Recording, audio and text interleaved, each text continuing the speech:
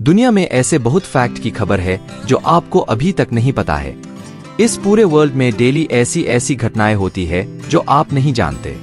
अब चलते हैं वीडियो की तरफ। Fact number 1। इस वर्ल्ड में अब तक की सबसे लंबी सर्जरी 103 घंटे का हुआ था, यानी 4 दिन तक। इस सर्जरी में 20 डॉक्टरों का टीम मिलकर एक बंदे का सर्जरी किया था और ये सर्जरी सिंगापुर के जनरल हॉस्पिटल में हुआ था। अब फैक्ट नंबर 2। ये तो सबको पता है कि जमीन के नीचे हर वैरायटी का खनिज पदार्थ मौजूद है, मतलब ह्यूज मात्रा में। बट एक खनिज ऐसा है जो 500-600 ग्राम ही पूरी धरती में मौजूद है, जिसका नाम है प्रोमेथियम।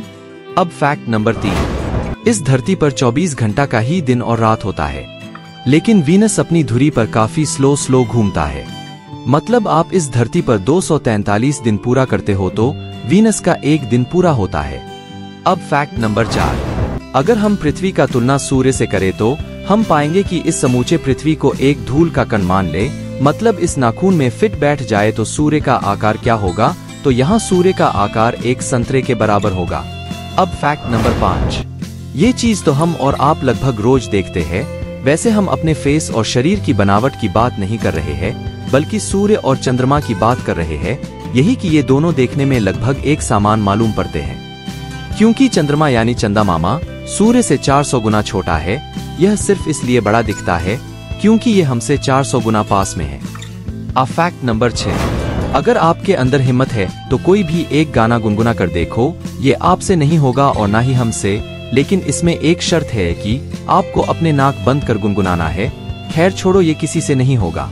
ऐसा नहीं होने का फैक्ट ये है कि जब आप गुनगुनाते हो तो आपके नाक के माध्यम से हवा बाहर की ओर निकलती है और आपके फेस के अंदर वाइब्रेट उत्पन्न होता है, जिसका मुख्य कारण है आपके नाक के रास्ते हवा घर्षण करते हुए बाहर की ओर निकलना। अब फैक्ट नंबर 7। अगर मान लो दुनिया में कभी न्यूक्लियर बम ब्लास्ट होता है तो ऐसा कभी ना हो, लेकिन उस ब्लास्ट वाली जगह के आसपास कोई व्यक्ति हो तो उसकी बिना दर्द महसूस किए मौत हो जाएगी, क्योंकि न्यूक्लियर बम से निकलने वाली एनर्जी इतनी तेजी से इंसान को मार देगी जितनी तेजी से हमारा दिमाग महसूस नहीं कर सकता। अब फैक्ट नंबर 8। सूर्य का अंत कैसे होगा, इस घटना के बारे में जानकर वैज्ञानिक भी हैरान है।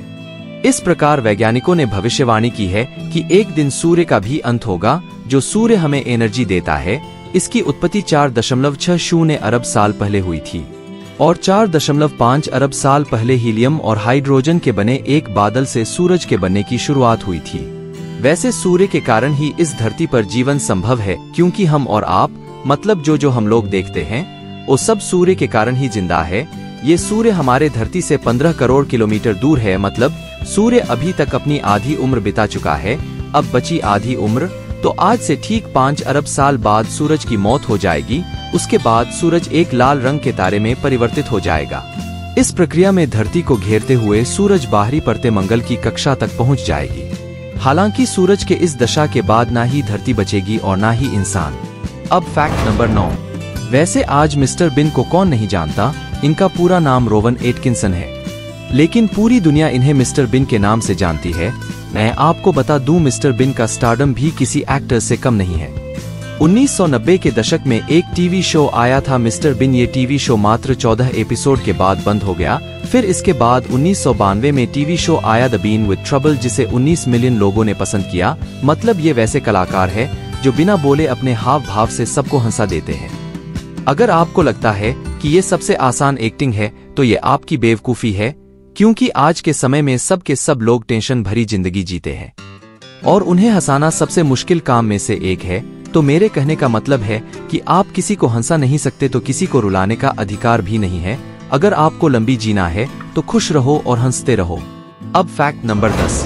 दुनिया के सबसे रिच पर्सन यानी धनी आदमी को सब लोग जानते हैं, लेकिन क्या आपको पता है इस दुनिया में सबसे गरीब बंदा कौन है? आप इंडिया में देखे होंगे कि कुछ लोग रोड किनारे सोते हैं और भीख मांगकर अपना पेट भरते हैं। उनके पास ना तो घर होता है और ना ढंग का कपड़ा, लेकिन दुनिया में सबसे गरीब आदमी फ्रांस में रहता है। इनका नाम है जेरोम केरवियल। ये बंदा कभी लाखों के सालाना वेतन में काम करता था। एक अच्छे खासे फाइनेंस में मास्टर डिग्री हासिल की थी और कंप्यूटर के जीनियस माना जाता है। इन्होंने कंपनी के पैसों से सन 2006 में ट्रेडिंग शुरू कर दी, जिससे कंपनी को कानो कान खबर नहीं हुई और इन्होंने $73 बिलियन लगा दिए और 2008 में पकड़े जाने के बाद इन पर मुकदमा दर्ज हुआ और $7.2 बिलियन का नुकसान उठाना पड़ा। आज इनके ऊपर इतना कर्ज है कि पता नहीं इस जंग में उतार पाएंगे या नहीं। अब स्क्रीन पर ये अंक देख लो, 4,95,6,89,52,000 जो इनके माथे पर कर्ज के पत्थर से दबे हुए हैं। मेरे कहने का मतलब है, अगर आपको ट्रेडिंग का नॉलेज है तो ही ट्रेडिंग में पैसा लगाओ, वरना बैंकों से लोन लेकर तो कभी नहीं। ये वीडियो पसंद आई हो तो प्लीज लाइक और सब्सक्राइब जरूर करें ताकि नए नए वीडियो आप तक पहुंच सके। धन्यवाद।